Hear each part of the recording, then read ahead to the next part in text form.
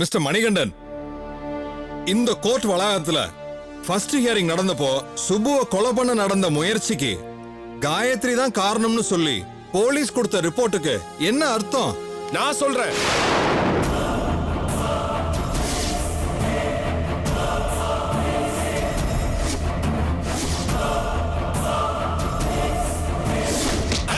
யார் மேல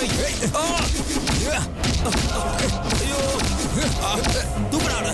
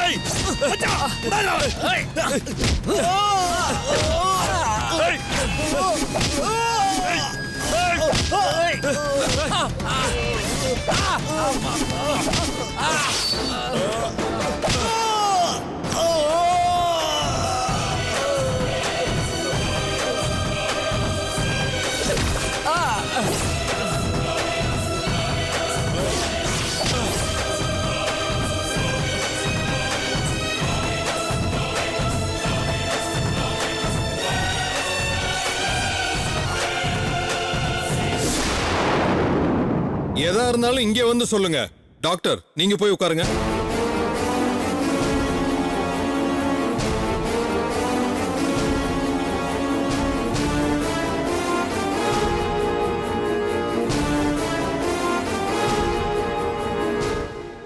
நீங்க ஏதாவது சொல்ல விரும்புறீங்களா?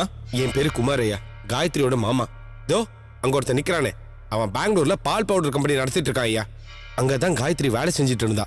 இவன் பண்ண அயோக்கியத்தனத்தெல்லாம் அவளுக்கு தெரிய வந்து போலீஸ்ல கம்ப்ளைண்ட் பண்ண போகும்போது அவன் காயத்ரியை தீர்த்து கட்ட முடிவு பண்ணிருக்கான் ஐயா.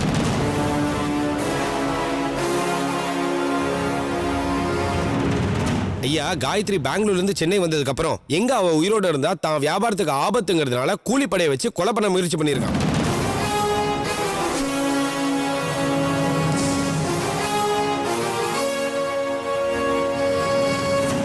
ஐயா, அன்னைக்கு காயத்ரி கோர்ட்ல இருந்து வெளில வந்தப்போ கூலிப்படையை செட் பண்ணி கொலை பண்ண முயற்சி பண்ணிருக்கான் அவன்.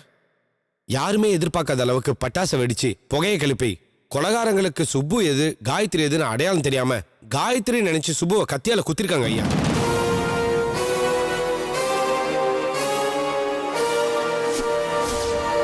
போலீஸ் சரியா விசாரிக்காம பழிய தூக்கி காயத்ரி மேல போட்டுட்டாங்க ஐயா.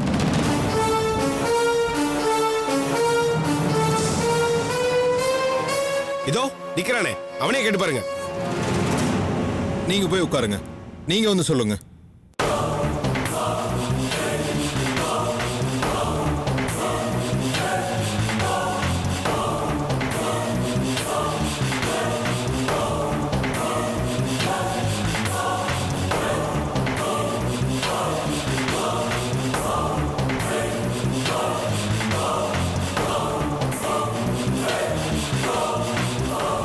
என்ன மன்னிச்சிருங்க ஐயா.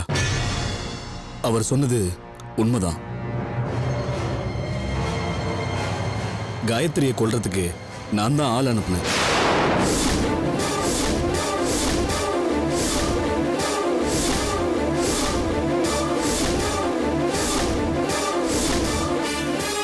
நான் அனுப்புன ஆளுங்க கோர்ட்டு வாசல்ல வச்சு தப்பா சுப்புவை குத்திட்டாங்க. இந்த விஷயம் எனக்கு ஏற்கனவே தெரியும். Objection your honour.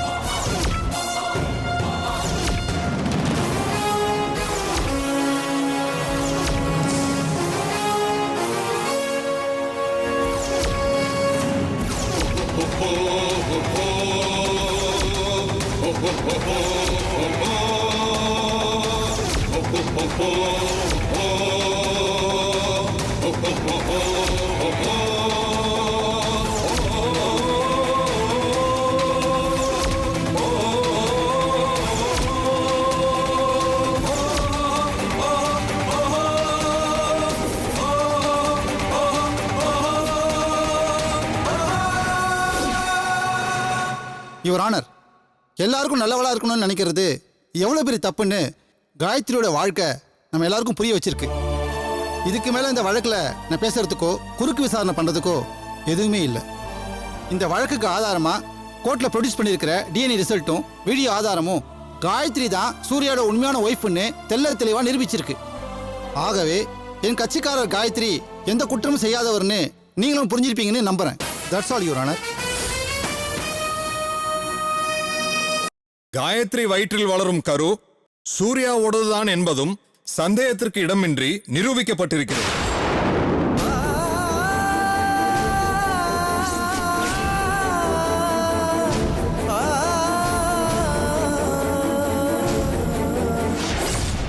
சுப்புவை கொலை செய்ய முயற்சித்ததாக காயத்ரி மீது சுமத்தப்பட்ட குற்றச்சாட்டு பொய் என்று தெரிய வரும் இந்த சூழ்நிலையில் காயத்ரியை உடனடியாக சிறையில் இருந்து விடுவிக்க இந்த நீதிமன்றம் உத்தரவிடுகிறது.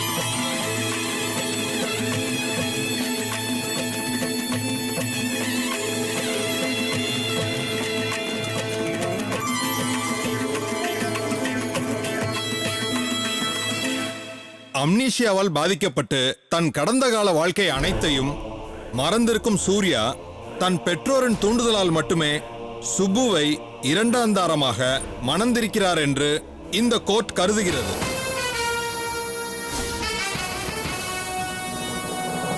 சட்டப்படி காயத்ரி தான் சூர்யாவின் மனைவி என்பதை இந்த கோர்ட் ஆணித்தரமாக எடுத்துரைத்து சூர்யாவை காயத்ரியுடன் சேர்ந்து வாழ பணிக்கிறது.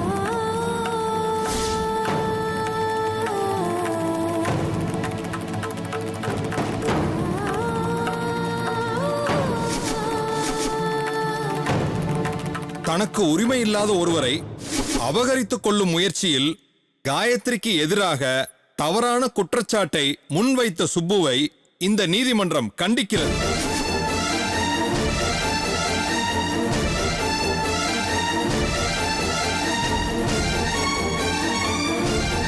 சூர்யாவின் வாழ்க்கையில் இருந்து அவர் முற்றிலுமாக விலகி இருக்க வேண்டும் என்று இந்த நீதிமன்றம் கட்டளையிடுகிறது.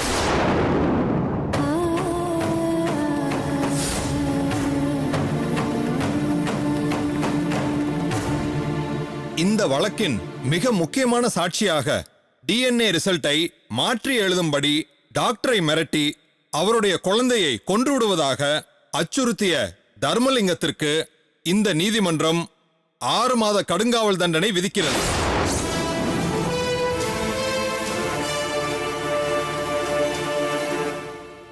காயத்ரியை கொல்வதற்கு கூலிப்படையை ஏவிய பெங்களூர் தொழிலதிபர் பிரகாஷுக்கு ஓராண்டு கடுங்காவல் தண்டனை விதித்து இந்த நீதிமன்றம் தீர்ப்பளிக்கிறது.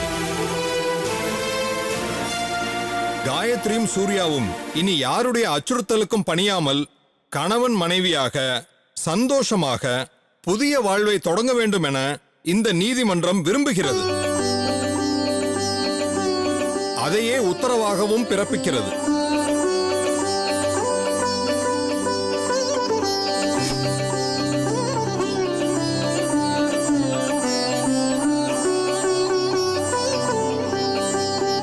The court is adjourned.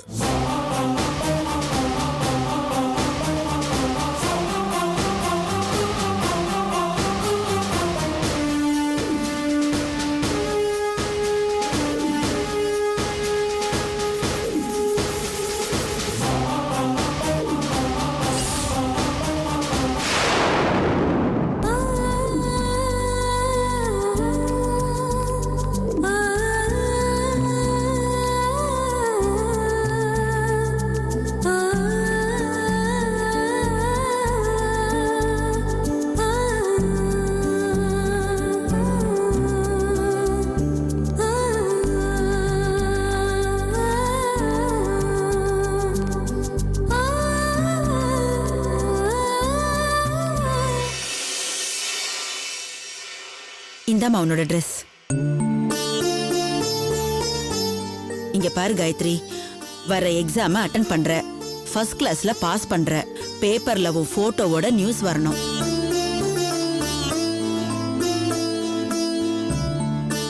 நீ ஐஏஎஸ் ஆபீசர் ஆனா உங்க அப்பாவை விட எனக்கு தான் ரொம்ப சந்தோஷம். நிச்சயமா நடக்கும் மேடம்.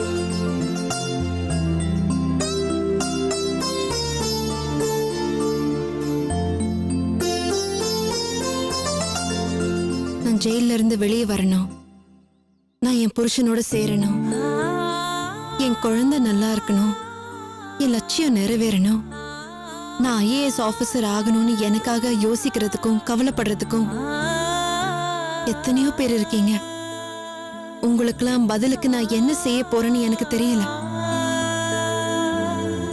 ஃபார்மாலிட்டிஸ் எல்லாம் இருக்கும்ல, முடிச்சிட்டு தானே வர முடியும். என்னம்மா பொல்லாத ஃபார்மாலிட்டிஸ், போதண்டி உங்க சங்காத்தம்னு தொடச்சு போட்டு வர வேண்டியது தானே, பேட்டியா நேரத்துக்கு கடத்திட்டு. எவ்வளவு கஷ்டம் வந்தாலும் அதை தாங்கிக்கிட்டு உடைஞ்சு போயிடாம இருந்ததுதான் நான் செஞ்சது. ஆனா எனக்காக உழைச்சது யார் யாரோ. என் படிப்பு முக்கியம்னு நீங்க சொன்னீங்க. எனக்கு என் படிப்பை விட உங்க வார்த்தை முக்கியம் மேடம். உங்க வார்த்தையை காப்பாத்துறதுக்காகவாது நான் எக்ஸாம் எழுதி பாஸ் பண்றேன் madam. Best of luck.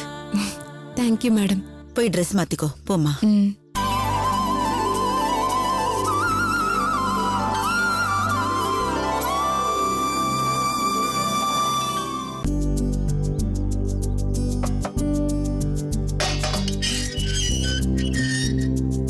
Gayatri,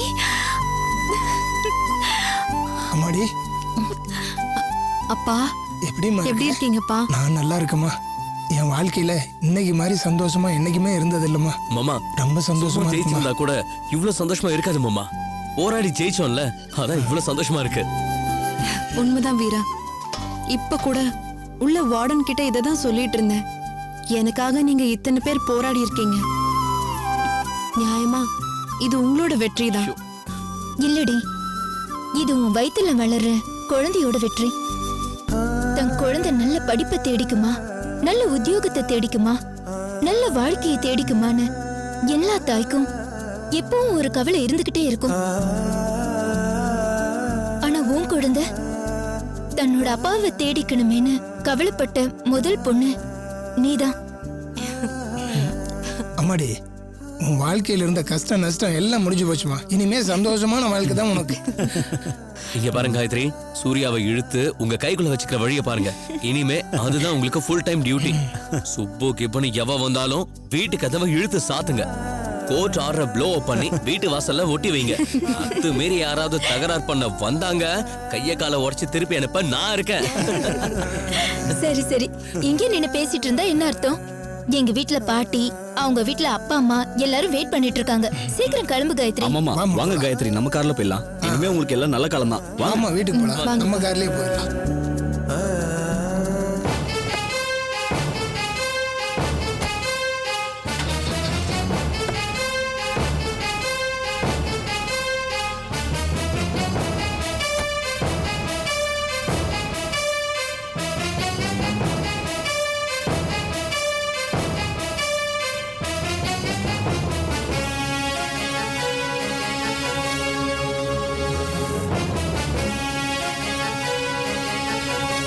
Surya, Surya, உங்களை தான் கூப்பிடுறேன்.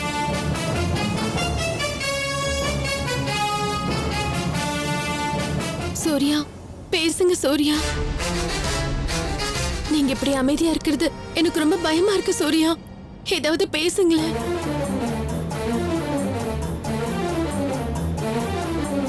முதல்ல போய் நல்ல அட்வொகேட்டா பார்த்து மாமாவை வெளில எடுக்கிறதுக்கு ஏற்பாடு பண்ணணும் சூர்யா.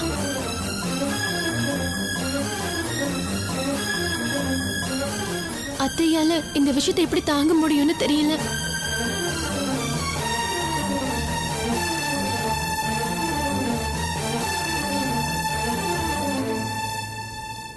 பேச மாட்டீங்களா சூர்யா? சட்டன்னு ஒரு செகண்ட்ல நான் வேண்டாதவள் ஆயிட்டனா? கடவுளே நினைச்சாலும் இனிமே நம்மள பிரிக்க முடியாதுன்னு சொன்னவர் சூர்யா நீங்க. தயவு செஞ்சு இப்பதான் நினைச்சு பாத்துக்கோங்களேன். கேவலம் இந்த கோர்ட்டும் தீர்ப்பும் நமக்குள்ள ஒரு இடைவெளியை ஏற்படுத்திடுமோன்னு எனக்கு ரொம்ப பயமா இருக்கு.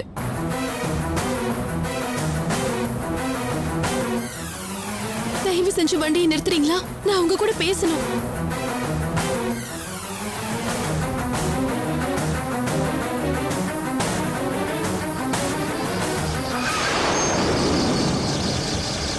உங்ககிட்ட பேசணும்னு சொன்னதுக்கு அர்த்தம் நான் மட்டும் பேசிக்கிட்டே இருக்கிறது இல்ல சூர்யா.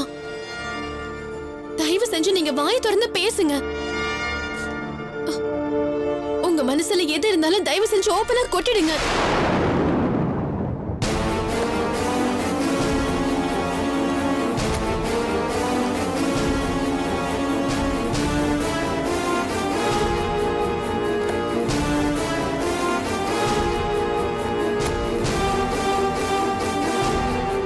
என்ன சூர்யா பேச மாட்டேங்கிறீங்க? என் மேல ஏதாவது கோவமா? அப்படி கோவம் இருந்தா திட்டி தீத்துருங்க. ஆனா இப்படி பேசாம மட்டும் இருக்காதீங்க சூர்யா. நீ எல்லாம் சோத்து தின்னு வாழறியா இல்ல பொய்ய தின்னு வாழறியா? வெக்கமா இல்ல உனக்கு?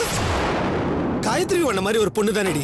எனக்கும் அவளுக்கும் கல்யாணம் நடந்ததை மறைச்சு எனக்கு காயத்ரியை தெரியவே தெரியாதுன்னு சொல்லி சாதிச்சு காயத்ரி தான் நடிக்கிற, அவ தான் நாடகம் ஆடுறான்னு சொல்லி எல்லாரும் சேர்ந்து என்ன முட்டாளாக்கிட்டாங்களே. ஒட்டுமொத்த குடும்பமும் சேர்ந்து ஒரு அப்பாவி பொண்ணோட வாழ்க்கையை கெடுக்கணும்னு பாத்திருக்கீங்களே. அவ வயித்துல வளர்ற குழந்தை எந்ததான்னு தெரிஞ்சும் அவ எக்கேடு கட்டு போனா நமக்கு என்ன, நாம சந்தோஷமா இருந்தா போதும்னு சொல்லி செல்ஃபிஷா இருந்திருக்கீங்களே.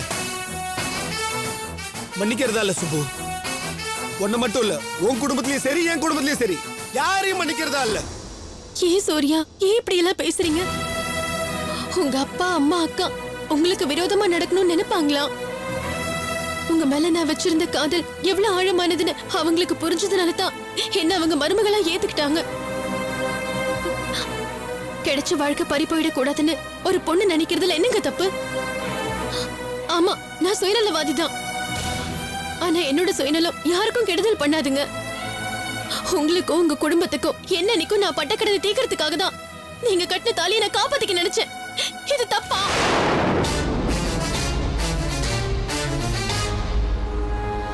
இப்போ சொல்றேங்க, காயத்ரியோட உங்களுக்கு நடந்தது கல்யாணம் இல்ல, ஜஸ்ட் ஆக்சிடென்ட். பெத்தவங்க சம்மதம் இல்லாம, ஆசீர்வாதம் இல்லாம, ஐயர் இல்லாம, மந்திரம் இல்லாம நீங்க ஒரு செகண்ட் உணர்ச்சி வசப்பட்டு செஞ்ச காரியத்தை ஆக்சிடென்ட் சொல்லாம வேற என்னங்க சொல்றது? பாய் மூடு. நான் அவளை காதலிச்சிருக்கேன். உன் காதலை காப்பாத்திக்க உனக்கு எவ்வளவு பயம் இருந்துச்சு அதே மாதிரி என் காதலை காப்பாத்திக்க எனக்கும் பயம் இருந்திருக்கு. தாலி கட்டுற அளவுக்கு நான் போயிருக்கேன்னா அந்த அளவுக்கு அவளை வெறித்தனமா லவ் பண்ணி இருந்திருக்கேன்னு அர்த்தம். எங்க அப்பா அம்மா அக்கா எல்லாரும் இருந்த போது நான் இந்த காரியத்தை செஞ்சிருக்கேன்னா இந்த உலகத்துல எல்லாரும் விட அந்த காயத்ரி தான் முக்கியமா இருந்திருக்கான்னு அர்த்தம்.